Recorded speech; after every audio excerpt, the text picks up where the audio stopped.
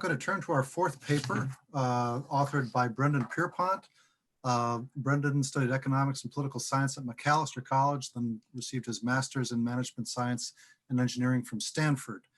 He has worked for the Climate Policy Institute for many years and a company called Innovari.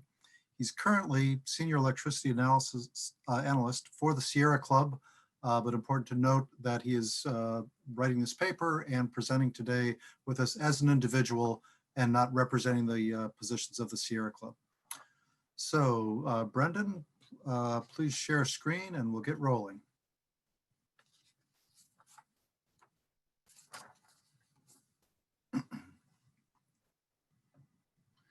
Great. Are you all able to hear me and see a presentation? Great. So yeah, thank you everyone, and I'm really honored to be part of this this workshop. Many people I have worked with and look up to and respect on these issues, and so it's really an honor to be here with you. So I wanted to just set off with a little bit of framing for what I'm going to be talking about. I really appreciate how Sue laid out kind of this more practical, some of the challenges, and that's been a big part of our discussion today. What I really wanted to do in my paper and what I'll be sharing here is attempt to flesh out some of the key design details around a long-term market for energy contracts that could be kind of one piece of this puzzle. I think I'll get into that in a little bit of what some of the other pillars are that this works with. And in many ways, I think the proposal that I'm presenting here has a lot a lot similar with what Eric discussed yesterday as kind of a overall framework. But I'm trying to put some kind of additional level of detail on that to really see kind of what are some of these choices and trade-offs that we have to make as we design a long-term energy market mechanism. So here's what I'll talk through today. First, I'll share some high-level objectives of what I'm trying to solve for with this market mechanism, define sort of what the basic market product is, a couple options that I present in the paper on how winning resources could be selected, and finally, some implementation challenges and open questions that arise out of this. So a lot of this is stuff that we've discussed already in this conversation, so I'll be brief on this, but here are some of the things that I'm really thinking about and trying to solve for in this mechanism. So first, I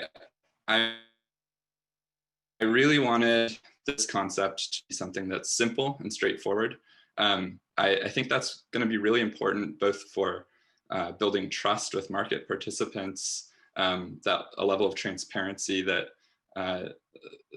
really kind of can help lower barriers to entry to be something that people can rely on and understand as a mechanism for procuring long-term energy contracts. I also I think something that we've all been working on in our proposals is that long-term markets really need to reflect the value that different resources bring to the system. I think a lot of early experience with renewable energy auctions, both in the US and abroad, were really based on cost. And I think we all know that value is a very important component of this. And as many others have mentioned, it's essential that long-term markets, whatever mechanism we have, avoids distorting incentives for short-term efficient operations. I think a big thing that I've been thinking about is allocation of risk. So as we're thinking about long-term market mechanisms, how do they allocate different risks across different players in the market? So risks need to be, or in my opinion, should be low enough to attract low-cost financing without placing sort of undue risks on consumers and being able to adapt over time as market conditions change. So those are a lot of things to try to balance in a mechanism design. And I think something that we've been talking about a lot is compatibility with policy. So I think we all know that states, and as Sue was saying, states are likely to continue to be the driver of decarbonization policy. And there's really widely varied approaches to policy. And I think that's something, even with incremental federal policy on top, we'll probably continue to see. And so a market mechanism needs to be compatible with this wide variety of policy contexts. And finally, I think that transparency and openness to a wide number of participants is really essential for encouraging competition and limiting opportunities for gaming or exercise of market power in whatever mechanism is set up. So before I jump into the market concept itself, I wanted to really highlight, again, that the market, wholesale markets in general, can't be expected to do everything on their own. They're one tool. A long-term market is one tool that can potentially help mobilize capital as something that I think can be particularly valuable to clean energy resources. But it doesn't exist in a vacuum. It relies on some other pillars. So first, the short-term markets. I think we've all talked about this quite a bit. They're a critical tool for managing the physical operations of the grid, providing basis of valuation and settlement for long-term contracts, whether those are kind of standardized or bilateral, and signaling the value of scarcity, encouraging demand-side participation and demand-side flexibility. I think that it's worth noting here. I'm of the opinion that if you are able to get short-term market design right, the prices will actually be maybe not as volatile as some other modelers have suggested. If you, for instance, are able to include the opportunity costs of storage bidding in those markets, or really robust demand-side participation, I think that actually potentially changes the way that prices get formed in those markets in a way that could be valuable. And I also wanted to note here on resource adequacy in particular, I am not in my proposal, I'm not trying to design a mechanism that procures resource adequacy. I'm assuming that one of the improvements that can happen in the short-term markets is better scarcity pricing. But that alone doesn't guarantee a certain level of resource adequacy. It only incentivizes it. So that might leave room for additional products, additional RA products that could be built on top of that. Ideally, these are something that we could think of as insurance products that ultimately settle to the short-term energy markets, rather than something that is an additional payment outside of those markets. But again, the sort of what's politically feasible in that space is still a bit uncertain. So the second pillar here is really climate and clean energy policy. I assume that electricity markets on their own won't drive deep decarbonization. You need climate and clean energy policy to do that. But we're really likely stuck with a wide variety of heterogeneous policy across states, across jurisdictions.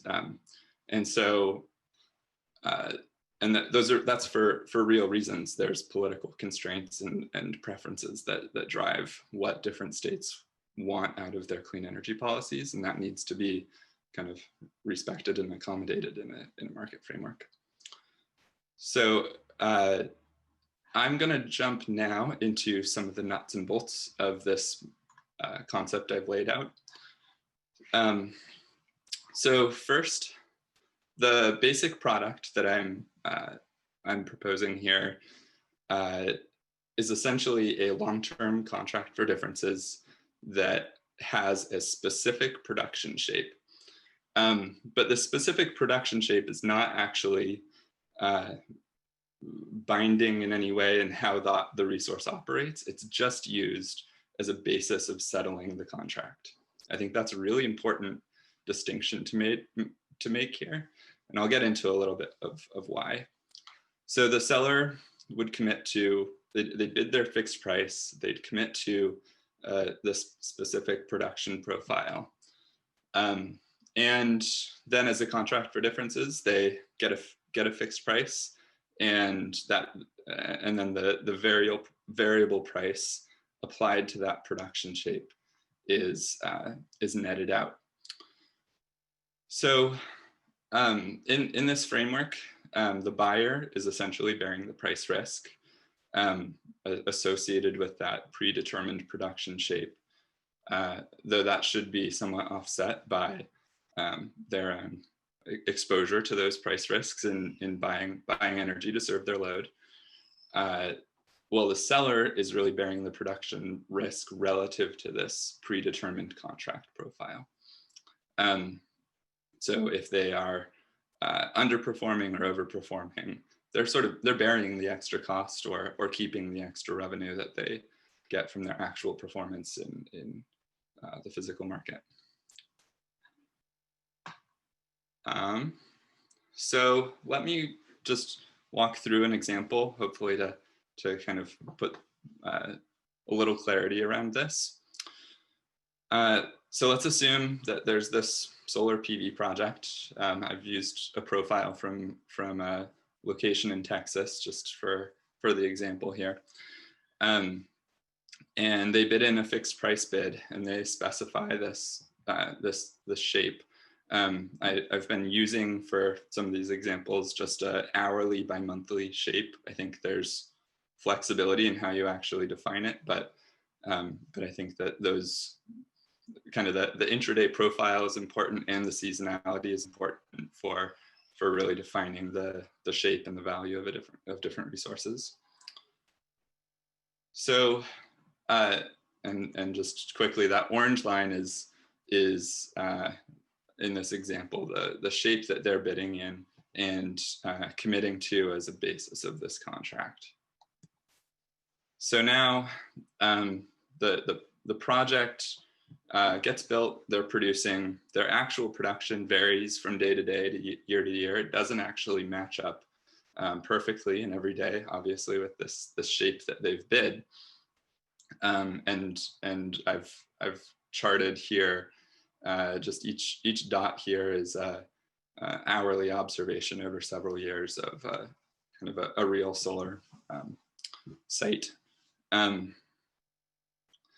So this project is essentially paid their fixed price per megawatt hour for the contracted shape, that orange line, not for their actual production. Their actual production is they're selling it into the day ahead and real-time markets. And then the project earns their actual megawatt hours times that real-time price. That's the revenue they're getting from those short-term markets. And then to settle this contract for differences, they take that orange line again, the contract shape they've committed to, and they multiply that by the real-time price in each of those hours, and that's what's netted against their fixed price. So you can see in some hours they'll be short, and other hours they'll be long. But as a participant in this market, they've made an assessment of how much risk they want to bear, how much certainty they want to have around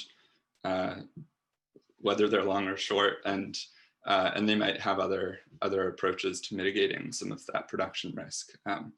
There's financial innovation happening around volume firming agreements and ensuring weather risk. that is present in renewable energy markets today. So that is the product itself in a nutshell. So how do we actually go from this to selecting a winning combination of resources that have the highest value? So I presented two options in the paper. The initial draft of this paper, I only had one of these options and received some very good constructive criticism around the design of it. And so I wanted to kind of walk through both of these. So the first of these is really conceptually simple. So first, load-serving entities participating in this market in this first example would just submit how many megawatt hours on an annual basis they might want to procure, and each bid would then be evaluated on some agreed upon forward price projection. So there would be some kind of independent stakeholder process where everyone kind of agrees on how bids will be evaluated, what the forward energy price curve looks like, what the daily shape looks like, that folks see as fair. These bids would then be ranked from highest to lowest net value up to the amount of demand from load-serving entities. And winning bids would then be awarded their contract at a as-bid price. So they'd be paid essentially the fixed contract price that they put into the market. So they'd be pooled together, those winning bids, and this pool would then be allocated proportionally to the different buyers, kind of proportionally to their total load that they've asked to be served through this market. So what the buyers would be getting in this case is essentially a bundle of the resources that are highest value according to this methodology, not necessarily a match for their actual physical load profile, just a hedge to kind of the total market in general. So I received quite a bit of good feedback around this, and there's this puts a lot of faith in a really fair, strong methodology for valuation and that forward price projection. And this also potentially has the risk of kind of a knife edge solution. So you have one forward price curve and one methodology, and that might in a given year say, okay, only solar, because solar's all around the same cost, only solar gets bought in this year, or only wind gets bought in this year. There's less of an opportunity for kind of assembling efficient mixes in one auction, though that could change over time as you're running this year after year and those parameters are changing. So the second option that I proposed is a little bit more complicated. Sellers again would submit their fixed price bid and their contract production shape. But this time buyers would actually submit an hourly willingness to pay and a demand profile at the same level of granularity as the seller's bids. So in this case, the clearing mechanism would actually then select those bids and allocate output from each of the sellers to the buyers where they have the highest value.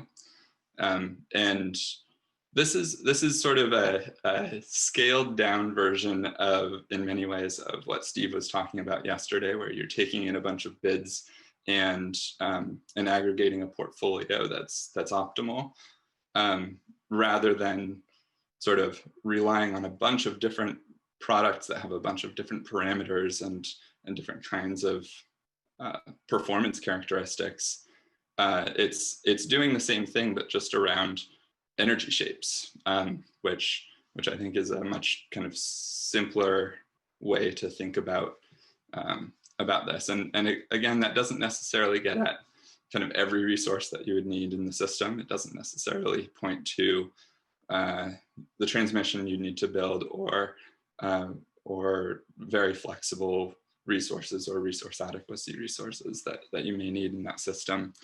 But I think for providing revenue certainty to kind of the large amount of wind and solar that most of the decarbonization models out there say that we'll need to be building by mid-century, this could be a really valuable approach.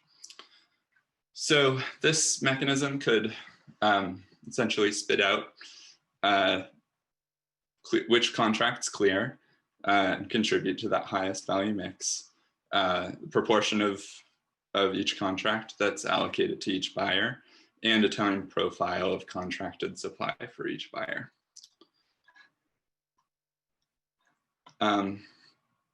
So this, you can imagine that you have sellers with really different profiles submitting their bids alongside buyers that have very different load profiles and willingness to pay for each time block.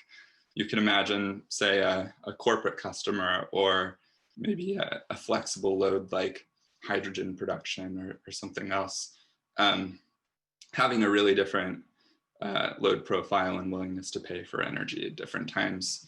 And so this would essentially aggregate all of those and allocate sellers to buyers.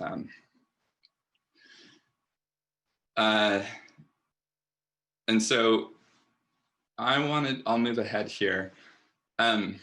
So one important aspect, and this you've now probably seen versions of this several times, is how often the market is run, and how much of the sort of total electricity system need is procured in any one iteration. Ideally, this would be a market that operates every year. Buyers would only procure a portion of their needs in any year. And then you'd be able to kind of stack the different vintages of contracts over time. And this really allows buyers to avoid locking in a large amount of their energy to any 1 year's market conditions, and kind of mitigate the risk of their own demand and needs changing as well over time.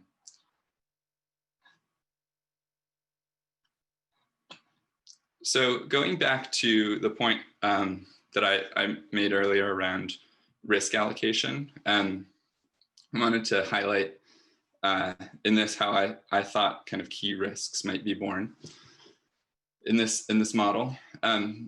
So sellers in this model are likely to be the primary risk, I think, that they're bearing is performance risk versus this contracted profile that they're committing to. And I would add to that, they're likely bearing some of buyers' credit risks if buyers are, say, competitive retailers or corporate buyers that not all of which have the credit ratings of large tech companies. They essentially, by pooling their contracts and selling them to those buyers, they'd ultimately be bearing a little bit of credit risk there. And then something that's pretty similar to virtual power purchase agreements that are used frequently today is basis risk. Those contracts are usually specified around a zone or a hub price, while the resource itself. Excuse me. 2-minute warning. Okay. The resource itself earns a nodal price, and so there's some risk associated with the location of settlement versus actual production. The buyer in this case is really bearing the risks associated, the price risk associated with that contracted shape. They're locking in a long-term fixed price agreement, and they're getting back just the real-time value of that. but they should have offsetting risk with the energy they have to purchase, so that it effectively acts as a hedge for them. And they're also bearing some of the demand forecasting risk if they over procure or under procure versus their needs. And then in both cases, there are risks borne by all the participants, forecasting the value appropriately, or some of the potential for policy changes or short-term market design changes, since these contracts end up settling to the short-term market. So quickly, I wanted to highlight some really important implementation details of a market mechanism like this. So first and foremost is who operates this thing. There's a lot of different options. It could be a government agency, potentially even in combination with a clean energy goal. I'll get into that in a little bit. Could be market operator or RTO if it's just purely a long-term energy contracting product, or a third-party exchange. This could be the type of product that you could see ICE or another party developing. And then one that I didn't put in the paper, but I think is a really interesting idea to explore is this could be something that, say, a green bank type of entity puts together. It's a financial hedge, and a green bank might have the capability of managing some of the credit issues in that pool. Is it a mandatory or a voluntary market? I would think that the best way to implement this is voluntary for both sellers and buyers, but could be used to meet an obligation that regulators might put on a load-serving entity for long-term hedging or contracting. And then resource eligibility, I'd anticipate this to be open to any resource in the market. So could be a specific solar plant. It could be a portfolio or aggregation of multiple resources, as long as participants could meet sort of the kind of basic financial requirements of participating. Or it could be seen as a procurement mechanism for a clean energy or renewable energy portfolio standard, where it's constrained to just those resources.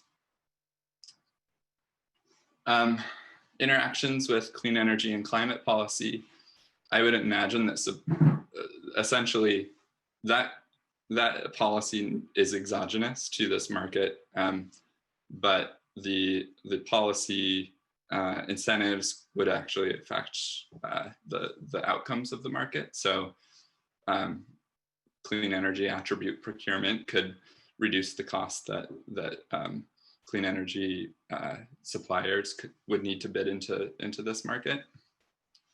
Carbon price obviously would influence the short-term energy markets and the expectations of those prices.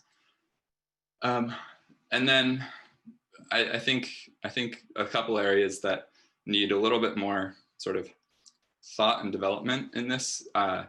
First is sort of the credit worthiness of buyers and of sellers, really, to and how to address the credit issues in this kind of pooled contracts, and potential variance.